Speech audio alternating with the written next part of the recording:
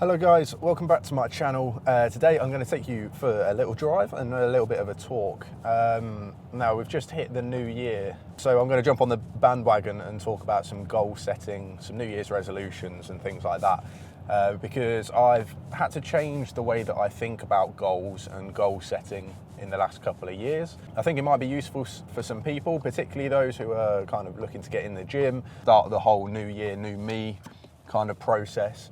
Essentially, the way that I now think about goals has completely changed, and it's mainly due to Atomic Habits, the book by James Clear, a book I would definitely recommend to anyone, no matter what your kind of interests are or anything like that. I would seriously suggest reading the book, because whether you're looking to get in the gym or make progress in your career or in your family life or anything like that, it's just some kind of generally good advice for kind of everyday life, if you like. So, the way that I used to think about goals was with the end sight in mind. So, for as long as I can remember, I was always a skinny kid. When I played football, as soon as anyone even breathed on me, I would be on the floor. Everything like that. I was quite fast, but yeah, if I had any kind of a challenge against me, I would hit the floor. So I've always wanted a better body, and so my goal was to have a better body, have more muscle, have a six-pack, not by virtue of being skinny, but by virtue of being muscly, and things like that. The problem with a goal like that is, first of all, they're not very specific. So the thought behind goals is that you should set SMART goals. So they should be specific, measurable, achievable, relevant, and time specific as well. So an example in relation to the six-pack kind of thing is, I would have a visible six-pack in 6 months' time. And that would then become a SMART goal. And the way that I could prove that would be by taking photos at the start, the end, and then at some points in the middle as well. The problem with this goal is it doesn't at all think about how you're going to do it. So, like I said, I had the goal for a long time to be more muscly, to have a six-pack through virtue of being strong and everything like that, and rather than being skinny. But I didn't have any real process for that happening. It was just a case of, oh well, yeah, that's what I want. Like, you know, it doesn't matter what I do, that's what I want. And unfortunately, without setting steps in mind, you're not going to achieve the things that you want to. So now what I focus more on is process and systems as opposed to just goals. So about 2 years ago, I started going to the gym after many failed attempts at trying to make it a habit before then. And really, the only difference this time round was that I told myself I had to go to the gym 3 times a week. That was it, just 3 times a week. I kind of knew how to put a session together roughly, but in general, as long as you're doing some form of exercise, and it's fairly difficult, if you're going 3 times a week, you're going to achieve something. After a short period of time, that 3 times a week became 5, and it's now 6.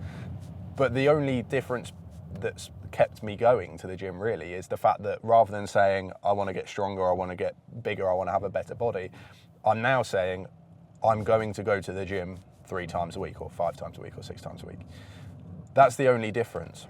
And so it's a change in the way that you think about the goal, and you're not just thinking long term, in 6 months' time I want this, in a year's time I want this.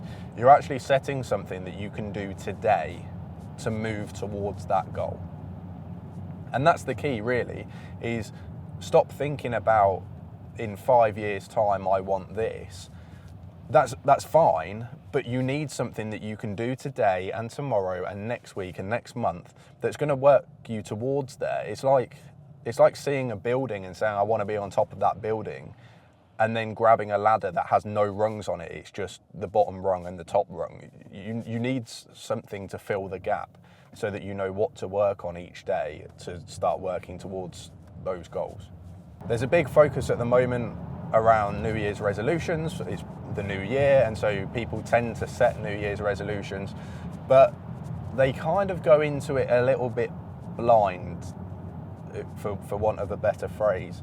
So people will set outlandish goals like, I want to read 50 books this year, or I want to get a better body, or I want to lose 3 stone, and things like this. But the goals alone don't achieve anything other than making you feel slightly better for the fact that you have an intention. But intention without any action is pointless. And so this is why I go back to setting processes and setting systems in place. And it doesn't have to be a big thing. You might have the goal of wanting to lose 3 stone, but you then need to look at yourself and look at what you're doing at the moment as to why that 3 stone is there in the first place.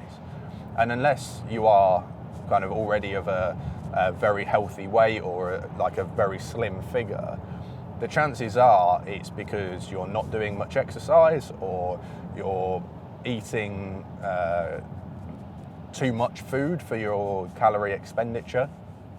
And so by looking at kind of your situation now, you can then set process goals such as, I'm only going to have a takeaway once a week instead of 3 times a week, or I'm going to have a takeaway once a month instead of twice a week.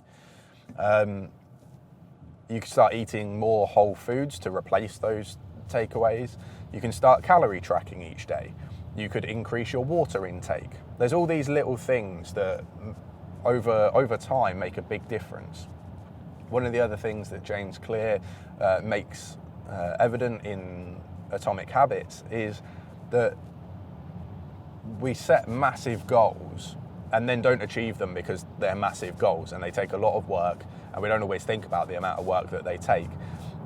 Whereas if you start from the habit side and start on the things that you can do each day, the goals kind of come by proxy. They come by default on the basis that you're doing the right things each day. And there's several graphs in the book, and one of the best ones is kind of an exponential growth graph, which is all centered around the fact that if you make 1% improvements each day, by the end of a year, you've improved 37 times what you started from. And that's just kind of an example of compounding effects. So we normally hear about compounding effects with relation to money, for loans or credit cards or savings. And so kind of the 1% improvement today, improved by 1% tomorrow, improved by 1% the day after, and so on, means that you end up at 37 times better than you started. And until you kind of read that and see that as a graph and think of some ideas of how that might look for your life and your goal, your end goals, it's very difficult to realise quite what that impact is. And so from my perspective, I've now been going to the gym for it's 2 years almost to the day, consistently. I started at 3 times a week, I'm now up to 6 times a week. And not only am I making 1% improvements each day by attending the gym, by improving my workout sessions, improving my diet and everything like that, I'm also making those 1% improvements within each session. So the session that I do today is going to be improved upon next week by either lifting more weight or doing more reps or focusing on those reps and increasing kind of time and attention and stuff like that.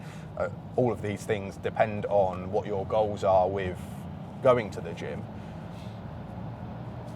But you can make all of these 1% improvements, and before you know it, you've achieved your original goal without thinking about your original goal. So again, looking at my thing, I wanted a better body. I kept going to the gym 3 times. Like in my teen years, I would go 3 or 4 times, not see any improvement, and all of a sudden be demotivated in going and would stop going. Whereas this time, I ignored the fact that I wanted, or not ignored, but I kind of put the fact that I wanted a better body on the back burner and instead focused on the fact that I just needed to go 3 times a week. And now 2 years on, I mean, I'll put some photos on the screen of kind of before I started going to the gym consistently and now, and the difference is massive. And that hasn't come from me just being like, I'm going to get a new body, I'm going to get a better body, I'm going to be stronger, I want to be bigger. It's just following the process. You know, there's a lot of talk of trusting the process, but if you don't know what that process looks like, it's very difficult to. And so for the gym, you might go and get a personal trainer. If you're running a business, you might get a business coach, because they will be able to translate your long-term goal into something that is achievable each week, each month, each quarter. They'll be able to translate that down into small things that you can do today, tomorrow, and next week. And I think that's an important point to make as well, is you don't have to have the answers. You know,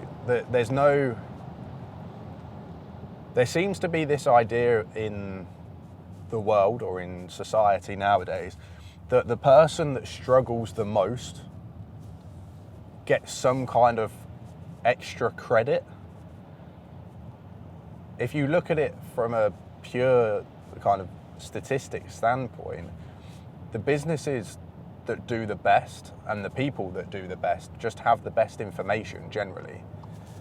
And so whether it's you that's giving that information, or whether you've shortcutted it, if you want to call it that, by bringing in a consultant or a business coach or a personal trainer or anything like that, that's absolutely fine. If the outcome is the same or better, then it's a no-brainer from my perspective.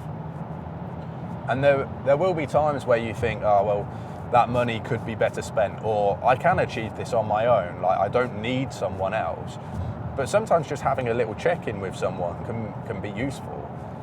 Just having that external validation, if you like, but I think more than validation, people need that external sense of,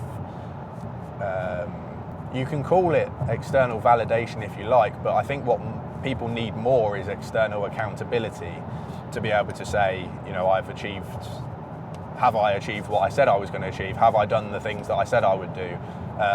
Or am I just lying to myself? Because I can lie to myself. You know, it's easier to lie to yourself than it is to someone else. And so with that in mind, having someone like an accountability partner. So if you are, I keep going back to the gym, but it's kind of the most in mind thing for me. You know, if you're going to the gym and you can find a gym partner where you both say we want to go 3 times a week, and either you do all 3 sessions with that other person, or you check in at the end of each week and say, oh, how many sessions did you do today? How did you this week? How did you get on? You know, what exercises were you doing? Everything like this. Suddenly it becomes a whole lot easier to track your progress and see where you can still make improvements, where you're not hitting the things that you said you were going to. Which is also an important point, is when we set New Year's resolutions, we set a goal for the next 365 days. And generally speaking, that goal relies on a perfect life, or a life that perfectly replicates what you're going through right now. Things change. Next week, I could be in a car accident that puts me in a bed for 2 weeks. Am I going to be able to hit the goals that I said I was going to if I'm spending 2 weeks in bed? Maybe not. Maybe, depending on what the goal is, but maybe not. And so you have to be able to be flexible with your goals. And if something is no longer serving you or your current life or your current situation, you're allowed to drop it as well. Now, that's not to give you an excuse, and that's not to say that if something isn't working because you're not putting the work in, you can just drop it and say, oh well, it didn't matter anyway. It's not serving me. What I'm actually talking about is something where you set a goal now, your situation changes and you no longer need to worry about something, or you have a change of job, and so the promotion that you said you were going to get at the beginning of the year is no longer a thing because you're working for a different company, or maybe you move to a company where you're working at the promoted level. That's where you can drop a goal and you can either replace it or refocus on the other goals that you've set. But don't be afraid of dropping something because it no longer serves you. Ultimately, unless you're putting it online or putting it out into the public, your goals are your goals. You don't have to explain them to anyone else.